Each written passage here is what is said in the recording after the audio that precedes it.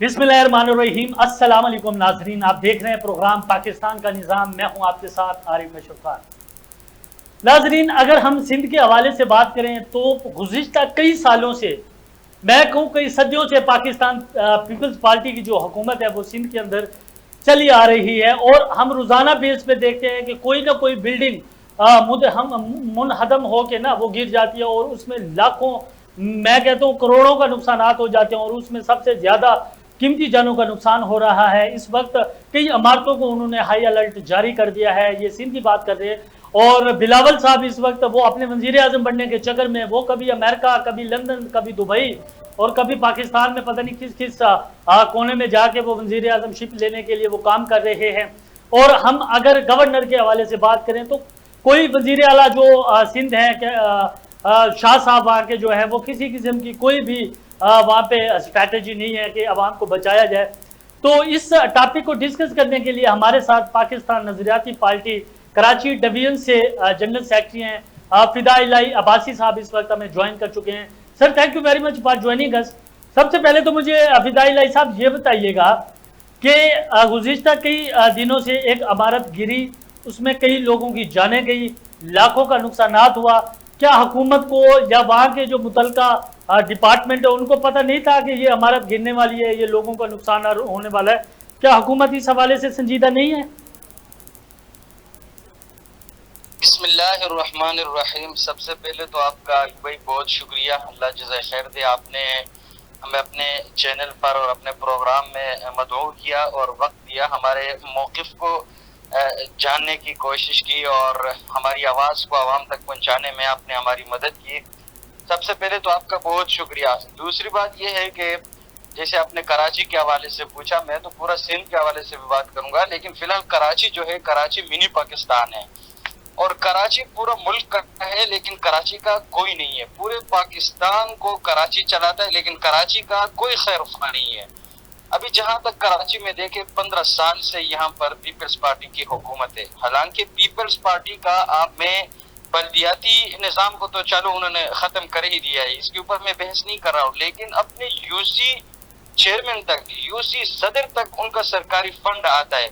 वो होता है इस तरह के, जब किसी इलाके को वो बल्दियाती नुमाइंदों को वो फंड फराहम नहीं करते, उसकी वजह ये होती है कि मुख्तलिफ पार्टी से बल्दियाती नुमाइंदों की ताल्लुक होते हैं और वो ये नहीं चाहते कि भाई ये फिर अपने वोट बैंक बना दे और फिर अपनी पार्टी दिखाए और अपनी चीजें दिखाए ना, तो फिर वो अपने यूसी चेयरमैन के जरिए वो काम कराते हैं। लेकिन वो होता है इस तरह के 10% अगर काम करते तो 90% पैसे जो है वो इनके तंजीमी जिम्मेदारों के उसमें तकसीम हो जाते हैं। तो जब ये हाल है कराची का 15 साल से, तो आप क्या समझते हैं? आरिफ भाई आप मुझे बताए, फिर कराची का कोई पुरसान हाल होगा?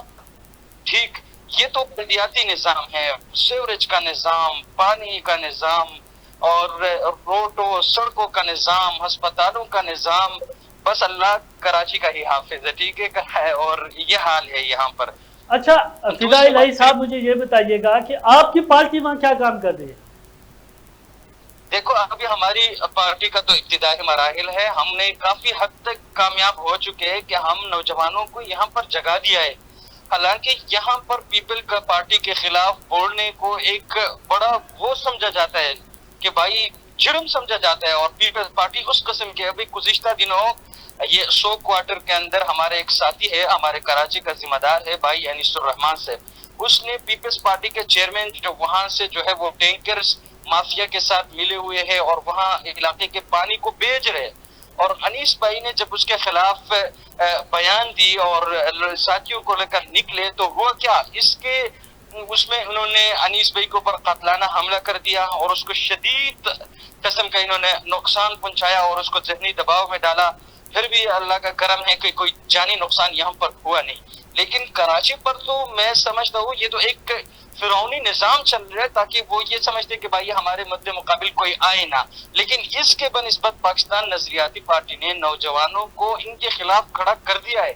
अब हुआ ये कि आप समझें कि कैसे, अभी देखो आसिफ अली जरदारी लड़काना से इलेक्शन लड़ रहा है, कोई सोच ही नहीं सकता कि भाई आसिफ जरदारी के मुकाबले में कोई इलेक्शन में आए। लेकिन पाकिस्तान नजरियाती पार्टी वो वाहिद पार्टी है जो आखिर तक زرداری کے خلاف وہاں الیکشن لڑا. البتہ یہ کہ چلو ووٹ ہم نہ جیتے, کم لیے, اور ہماری جو ہے نمولات پارٹی ہے, لیکن پھر بھی ہم نے ایک ظالم کے خلاف تو کھڑا ہوا نا. لیکن یہاں وہاں دوسرے بڑے بڑے تنظیم زرداری کے وہ بیٹھ گئے, ان کے سارے ووٹ جو ہے وہ پھر زرداری کے پاس چلا گیا. لیکن پاکستان نظریاتی پارٹی آخر تک اپنے موقف میں ڈٹے رہے. اور یہ ابھی کراچی میں یہ سلسلہ بھی ہم تمام علاقوں میں یہ ڈیوائیڈ کیے ہوئے کہ بھائی کس سطح پہ ہم نے آواز اٹھانی ہے اور کس کن چیزوں پر کام کرنی ہے. گزشتہ دنوں جب ہمارے جنرل کونسل کا اجلاس ہوا, یہ سارے ایشوز پر وہاں پر تفصیلی بات ہوئی. ابھی ہمارے کراچی کا جنرل سیکرٹری جناب حمزہ صاحب اور ڈاکٹر مطلب الزمان صاحب, ان کی قیادت میں ہم نے ٹیمیں تشکیل دی ہوئی ہیں. ہر علاقے پہ جو ہے نا وہ بات ہوگی, بجلی کے نظام کے حوالے سے بھی بات ہوگی, کہ الیکٹرک کے اور پانی کے حوالے سے بھی بات ہوگی, یہاں کے سیوریج کے نظام کے حوالے سے. اچھا عارف بھائی, اگر وقت ہے میں اس کو ذرا کھول کے بیان کرتا ہوں. جی جی جی بولیے. ابھی دیکھیں, ابھی نوجوانوں کے اندر پہلے سے شعور نہیں تھے, ٹھیک ہے, اور جب بھی کسی بلدیاتی نمائندے کے پاس کوئی بھی فنڈ آتا ہے, وہ ڈپٹی کمشنر کے آفس سے ٹینڈر ہو کے پھر وہ جو ہے وہ بلدیاتی چیئرمین کے پاس آتے. لیکن یہ ابھی تک ہمارے نوجوانوں کو یہ نہیں پتا کہ ان کے فنڈ کہاں سے آتے اور کہاں جاتے. اب ہم نے اس کا کیا یہ کہ بھائی علاقے کا چیئرمین ہے, یہاں میٹرو ویل کا چیئرمین ہے, یا وہ کیماڑی کا چیئرمین ہے, یا لیاری کا ہے, جس علاقے کا بھی ہے, ہم ان کے ڈپٹی کمشنر سے کہ بھائی آپ نے اس مہینے میں کتنے فنڈ جو ہے اپنے ٹینڈر کیے, اور وہ پرچی لے کے ہم عوام کے سامنے آ رہے کہ دیکھو ایک مہینے کے اندر 10 کروڑ روپے فلان چیئرمین کو اس حوالے سے دی گئی ہے. مجھے بتاؤ اس نے علاقے میں کتنے فیصد پیسے خرچ کیے اور کتنے فیصد ان پیسوں میں سے لگائے. یہ ساری چیزیں جب ہم عوام کے سامنے لائیں گے تو وہ سمجھ جائیں گے کہ بھائی اب تو ہمارے مقابل کوئی آئے نا. پہلے تو وہ جہاں نظام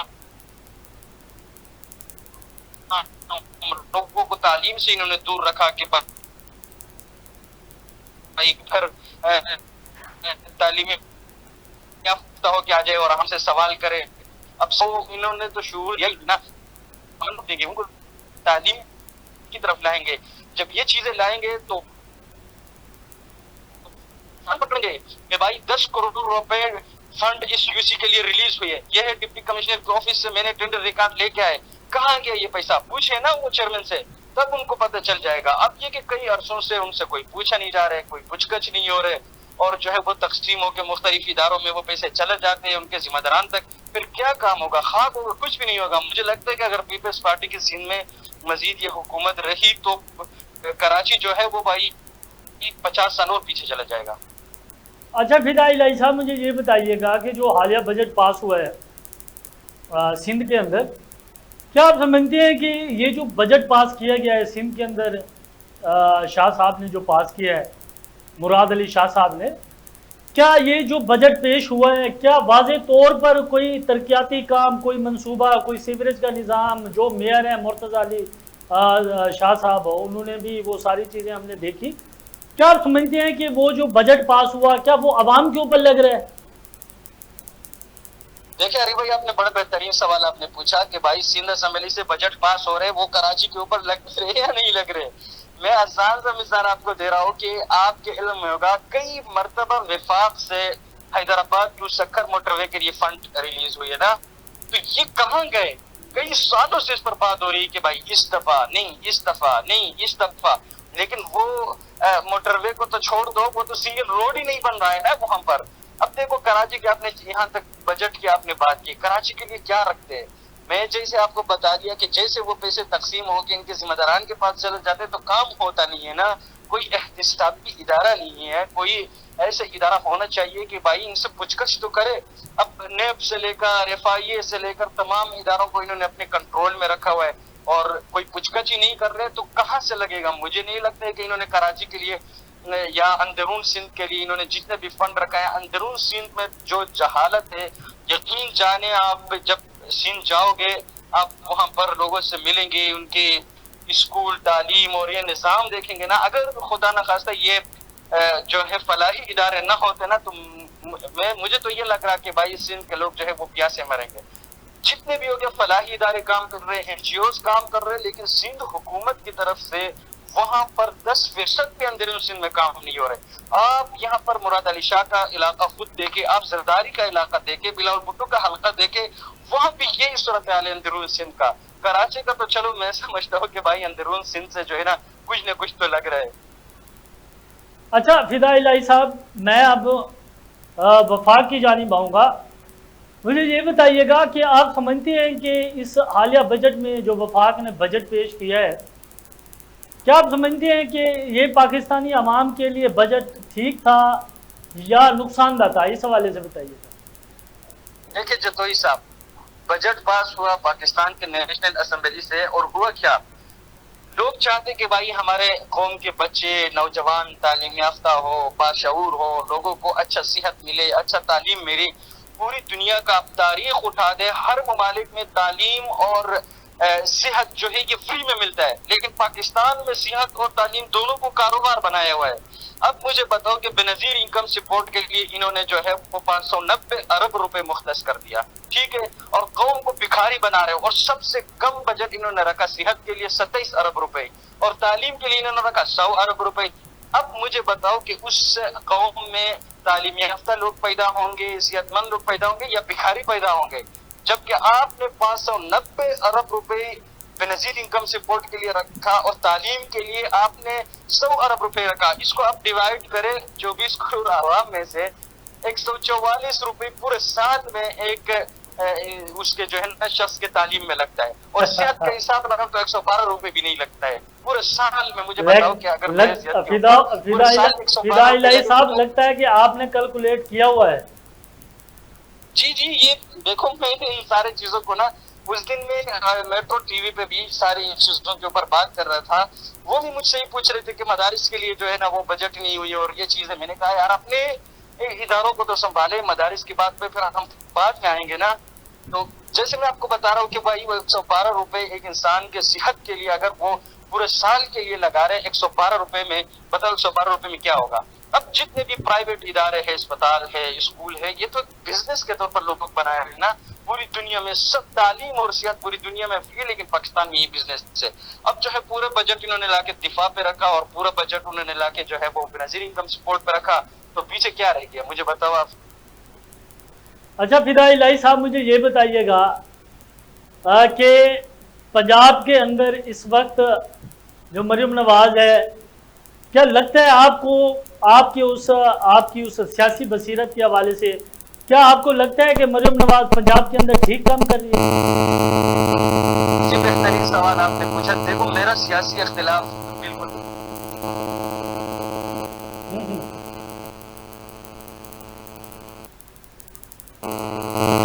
اور یہ چیزیں جو مل رہی ہے نواز شریف کی بیٹی ہونے کی وجہ سے ان کو مل رہی ہے, یہ بھی ان کی کوئی قبیلیت اور ان کی مرحولی منت نہیں ہے. یہ صرف یہ کہ نواز شریف کی صاحبزادی اسی لیے مل رہا ہے. اور جہاں تک کام کی بات کریں نا, ابھی تک میں سمجھتا ہوں کہ بھائی پنجاب میں جو کام مریم نواز شریف صاحبہ جو ہے وہ کر رہی ہے, دیکھو ہم نے حقائق سے اپنے آپ کو نہیں بگانا ہے. میں سیاسی آدمی ہوں, میں اختلاف کر سکتا ہوں, تنقید کر سکتا ہوں, لیکن کام سے مطمئن ہے بھائی ہم اس کے. اچھا فدا الہی صاحب, میں اب پی ٹی آئی کی جانب آؤں گا. پی ٹی آئی اس وقت احتجاجی مظاہرے ہیں ان کا اعلان کر چکی ہے. عمران خان کے جو صاحبزادے ہیں وہ بھی پاکستان آ رہے ہیں, سننے میں آیا ہے. کیا آپ سمجھتے ہیں کہ عمران خان کو پی ٹی آئی رہا کروا پائے گی؟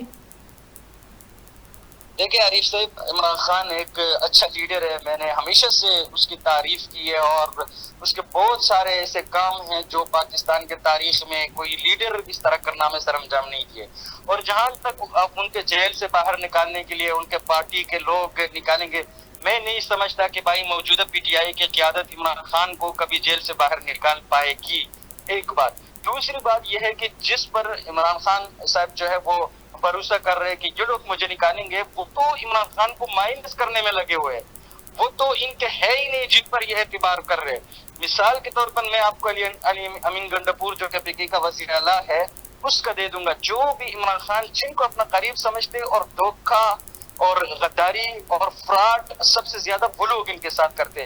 مجھے بتاؤ کہ پی کے میں عمران خان نے پرویز خٹک کے اوپر جو ہے وہ اعتماد کر کے اس کو وزیر اعلیٰ بنایا, کہاں ہے وہ آج؟ محمود خان کو جو ہے وزیر اعلیٰ بنایا وہ کہاں ہے؟ عثمان بزدار کو وزیر اعلیٰ بنایا وہ کہاں ہے؟ پرویز الہی کو بنا دیا وہ کہاں ہے؟ تو مجھے بتاؤ پھر یہ علی امین گنڈاپور کہاں ہے؟ آپ مجھے بتاؤ، یہ نکال پائے گی پھر عمران خان کو؟ دیکھیں فدا الہی صاحب، علی امین گنڈاپور صاحب اسلام آباد میں لے آتے ہیں، پھر وہ کارکنان کو چھوڑ کے پھر وہ کے پی اسمبلی میں چلے جاتے ہیں، یا کیا یہ کم کام ہے؟ یہی تو میں کہہ رہا ہوں کہ جیسے عمران خان کو یہ لوگ مائنس کرنے کے موڈ میں، مجھے نہیں لگتا کہ عمران خان اتنی جلدی جو ہے وہ جیل سے باہر آ پائیں گے، کیونکہ ان کے پاس ابھی لیڈرشپ ختم ہو چکی ہے۔ عمران خان کے بعد اگر پی ٹی آئی کے پاس کوئی لیڈر ہے تو وہ میں سمجھتا ہوں کہ بھائی میرا ذاتی رائے کہ وہ مراد سعید ہے، اور اب وہ بیچارہ جو ہے وہ خود مفرور ہے اور غائب ہے، پھر دوبارہ وہ منظر عام پہ آئے گا اور کئی سال جو ہے پھر ان کے کیسز چلتے رہیں گے، لیکن مجھے نہیں لگتا ہے کہ پھر دوبارہ موقع عمران خان کو ملے گا کہ بھائی جیل سے باہر نکلے، اور مجھے اس چیز کا بالکل کوئی اندازہ نہیں ہے کہ پی ٹی آئی کی موجودہ قیادت جو ہے وہ عمران خان کو باہر نکال پائے گی۔ البتہ ایک راستہ یہ ہے کہ ڈیل، ٹھیک ہے، اگر ہم نے ڈیل کر لی جن کے ساتھ کرنا ہے تو پھر آسان راستہ یہ کہ بھائی آپ آ سکتے، لیکن مجھے نہیں لگتا کہ عمران خان یہ کام کرے گا، اچھا، کیونکہ ابھی دیکھو نا جتنے بھی ہمارے دیکھ آری بھائی جتنے بھی لیڈر جیلوں میں گئے، نواز شریف گیا دوسرے دن بیمار، تیسرے دن بلڈ لسٹ کم، چوتھے دن بلڈ پریشر ہائی، اور زرداری جیل میں گیا، دوسرے دن بلڈ جو ہے نا وہ شوگر لو، اور تیسرے دن بلڈ پریشر ہائی، اور یہ سارے اسپتالوں میں منتقل ہوتا رہے، سارے سیاستدانوں کا یہ کھیل تماشا لگا رہا، لیکن سب ان کے مخالفین بھی وہ یہ کہہ رہے تھے کہ بھائی یہ جیل جائے گا اور 10 دن بھی برداشت نہیں کر پائے گا وہاں پر، یہ تو یورپ میں گھومنے والا آدمی ہے، پتہ نہیں اس نے کیا کیا عیاشیاں کی، یہ جیل میں کیسے گزارے گا؟ تو اس نے یہ چیز غلط ثابت کر دی اور اس نے بتا دیا کہ بھائی میں ایک بہترین لیڈر ہوں، اور جو ہے نا ان چیزوں سے میں گھبراتا نہیں ہوں۔ اچھا فدا الہی جب صاحب، آپ دیکھ رہے تو مجھے لگتا ہے کہ بھائی وہ ڈیل کبھی بھی نہیں کرے گا۔ اچھا فدا الہی صاحب، شیر افضل مروت کے حوالے سے ہم بات کریں، شیر افضل مروت جیسے ہی پارٹی میں آیا، عمران خان نے ان کو ذمہ داری سونپی تو وہ دنوں میں وہ ہیرو بن گیا۔ جب انہوں نے عمران خان نے ان کو نکالا تو ابھی شیر افضل مروت کا کوئی نام بھی نہیں لیتا۔ تو میں آپ کی پارٹی کا ایک سوال ہے کہ آپ کے جو چیئرمین صاحب ہیں شہیر احمد سیالوی صاحب، انہوں نے پھر شیر افضل مروت کو اپنی پارٹی میں آنے کی دعوت دی تھی، کیا آپ سمجھتے ہیں کہ انہوں نے سیالوی صاحب نے اچھا فیصلہ کیا؟ جو بندہ پی ٹی آئی کو دھوکہ دے سکتا ہے وہ آپ کی جماعت کو نہیں دے سکتا؟ دیکھو یہ شہر سیالوی صاحب کا پرسنلی سوچ ہوگا، لیکن میں ذاتی طور پر جو ہے وہ خاص کر شیر افضل خان مروت ہے اور یہ فواد چودھری ہے، میں ان کو انتہائی غیر سنجیدہ آدمی سمجھتا ہوں، اور میں چاہتا ہوں ان کے اوپر کوئی کمنٹ بھی نہ ہو جائے، اور جو ہے نا مجھے لگتا ہے کہ بھائی دیکھو جذبات سے سیاست نہیں ہوتی ہے، ٹھیک ہے، آپ نے سیاست کرنا ہے، تحمل سے کرنا ہے، مصلحت کے ساتھ کرنا ہے، اور یہ جو ہے نا کہاں جذباتی ہونا ہے کہاں نہیں ہونا ہے یہ چیز آپ کو پتہ چلنا چاہیے۔ اب جو ہے نا وہ کچھ لوگ آئے اور انہوں نے اچانک شیر افضل خان مروت کو اٹھا دیا اور چند دن بعد ان کو نیچے گرا دیا۔ دیکھو یہ چیزیں ہوتے ہیں۔ اب پی ٹی آئی کے اندر آپ کیا سمجھتے ہیں کہ صرف ایک گروپ ہے جو پی ٹی آئی کو لیڈ کر رہے؟ نہیں، وہاں مختلف گروپ ہے، فواد چودھری کا الگ ہے، شیر افضل خان مروت کا الگ ہے، علی امین گنڈاپور کا الگ ہے، علیمہ خان صاحبہ کے الگ ہے، اور جو ہے نا وہ بشرا بی بی صاحبہ کے الگ گروپ ہے۔ تو یہ جب آپس میں ان کا اتفاق اور اتحاد ہے نہیں تو ان سے مجھے نہیں لگتا کہ بھائی ان سے پی ٹی آئی کو کوئی فائدہ ہے، یہ مزید نقصان پہنچائیں گے پارٹی کو۔ میرا سوال فدا الہی صاحب یہ تھا کہ آپ کے چیئرمین سیالوی صاحب نے شیر افضل مروت کو پارٹی میں آنے کی دعوت دی تھی، کیا آپ سمجھتے ہیں، میرا وہی سوال ہے، مجھے جواب دیں، کیا آپ سمجھتے ہیں کہ شیر افضل مروت آپ کی پارٹی کو اسی طریقے سے لیڈ کرتا ہے جس طریقے سے انہوں نے پی ٹی آئی کو کیا؟ دیکھو عارف صاحب، یہ آپ کا اور ہمارے چیئرمین صاحب کا بڑا ظرف ہے، اور ہماری پارٹی، چلو ہم تو خوش آمدید کہیں گے شیر افضل مروت صاحب کو اگر ہماری پارٹی کا چیئرمین یہی کہہ رہے۔ بہرحال میں جہاں تک کہہ رہا تھا کہ پی ٹی آئی میں وہ غیر سنجیدہ آدمی پی ٹی آئی کے جو تحریک تھے ان میں یہ لوگ تھے۔ آپ کو تو ایسا کہنا چاہیے تھا فدا الہی صاحب کہ ہمارے چیئرمین صاحب نے جو فیصلہ کیا اچھا کیا ہے، اگر وہ آ بھی جاتے ہماری پارٹی میں تو ہم اس کو ویلکم کرتے اور ان کے ساتھ مل کے چلتے، جہاں ان کی غلطی کوتاہی ہوتی تو ان کو ہم بتاتے۔ تو آپ کو تو یہ جواب دینا چاہیے تھا۔ یہ ہماری قیادت کی وسیع و ظرف ذہن ہے، اور ہماری پارٹی کا دروازہ تو سب کے لیے کھلے ہے۔ ہم نے تو علی محمد خان صاحب کو بھی اور دوسرے پی ٹی آئی کی قیادت کو جن کو نظر انداز کیا گیا، تو ہم ان سب کو دعوت دے چکے. انشاءاللہ امید ہے کہ یہ جلد رابطہ کریں گے. مجھے لگتا ہے اگر عمران خان، فدائی الہی صاحب، عمران خان آپ کو کراچی کے اندر، کراچی ڈویژن کے اندر کوئی آپ کو عہدہ دے دے تو آپ تسلیم کر لیں گے؟ یار یہ بڑا مشکل سوال آپ نے کر دیا بھائی. ہم اتنے زیادہ پتہ نہیں یہ بتا کے جائیے گا. گا، فدائی الہی صاحب بتا کے جائیے گا. البتہ یہ کہ بھائی ہر کسی کا اپنا سوچ ہے، اپنی سیاست ہے، اور اپنی پرسنلٹی ہے، اور اپنا شعبہ ہے، اپنا نظام ہے. یہ چیزیں سب دیکھ کر فیصلہ کرنا ہوتا ہے. ابھی دیکھو عمران خان ایک بڑا لیڈر ہے، ہمیشہ ہم نے اس کی قدر کی ہے. اور ابھی ہم یہ کہ نوجوان آدمی اور ہم سیاست سیکھ بھی رہے اور کر بھی رہے، اپنے نوجوانوں کے لیے کام کرنا چاہتے ہیں. اور یہ کہ اس چیز کو ہم اپریشیٹ کرتے ہیں کہ عمران خان کے بھائی وہ بہت بڑا آدمی ہے، ایک لیڈر ہے. بظاہر تو یہ کہ بھائی ہم فی الحال شہر سیالوی کے ساتھ وعدہ کیا ہے، اور ہمیشہ انشاءاللہ امید ہے کہ اس کو آخری دم تک نبھائیں گے. میرا وہی سوال ہے. یہ مشکل سوال پوچھ رہے ہیں. نہیں بتا دیں، اپنی سیاسی رائے کا اظہار کر دیں، کیا سمجھتے ہیں؟ دوبارہ پوچھیں، آواز نہیں آ رہی. آواز میں یہ کہہ رہا ہوں فدائی الہی صاحب، آپ اس وقت جنرل سیکرٹری کراچی ڈویژن کی فرائض، پی این پی کی فرائض سر انجام دے رہے ہیں. تو میں کہہ رہا ہوں کہ اگر عمران خان آپ کو دعوت دیتے ہیں کراچی ڈویژن کے اندر آپ کو ایک عہدہ دے دیں، کیا آپ تسلیم کریں گے؟ نہیں پھر بھی بتا دیں آپ کی پارٹی آپ کو دیکھ رہی ہے. آج نعرہ لگا دیں. میں نے شہر سیالوی صاحب کو ہم سب نے مل کر بتا دیا ہے کہ بھائی ہم آپ کے ساتھ جڑے ہیں. ختم نبوت، ناموس صحابہ اور تحفظ اہل بیت، ان چیزوں کے لیے ہم آپ کے ساتھ جڑے ہیں. جہاں ہمیں ان چیزوں کی، ختم نبوت اور دفاع صحابہ کے لیے پارٹی کی ضرورت پڑی تو ہمیں پارٹی فرسٹ لائن پر چاہیے. اگر آپ نے پارٹی کو اس وقت دستیاب کر دی، ہم آپ کی سیاست پر قربان ہو جائیں گے. دیکھو جہاں تک ابھی شہر سیالوی صاحب بات ہے، وہ ایک ابھرتا ہوا لیڈر ہے اور ایک نوجوان قیادت ہے، اس کے ساتھ ہمیں کام کرنے میں اچھا لگتا ہے. ابھی دیکھو پی ٹی آئی میں جانے کا یہ سوال ہی پیدا نہیں ہوتے کہ ہم ایک آدمی کے ساتھ وعدہ کریں اور اس کی پارٹی میں شمولیت کریں اور ہم حلف اٹھائیں. فدائی الہی صاحب یہ تو زیادتی ہے. ایک طرف تو آپ پی ٹی آئی کی تعریف کرتے ہیں، عمران خان کی تعریف کرتے ہیں، دوسری طرف کہتے ہیں کہ جی میں نے پی ٹی آئی میں نہیں جانا. آپ پھر ایک چیز کو دیکھیں نا، یا تو آپ تعریف کریں یا پی ٹی آئی میں جائیں. دیکھیں میں نے آپ کو پھر وہ اس سوال میں جواب میں دہرا رہا ہوں کہ عمران خان کو بحیثیت ایک مسلم لیڈر ہم اس کی حمایت کرتے ہیں. آپ ایسا کہیں فدائی الہی صاحب، آپ ایسا کہیں کہ عارف صاحب آپ مجھے زبردستی پی ٹی آئی میں شامل کروانا چاہتے ہیں.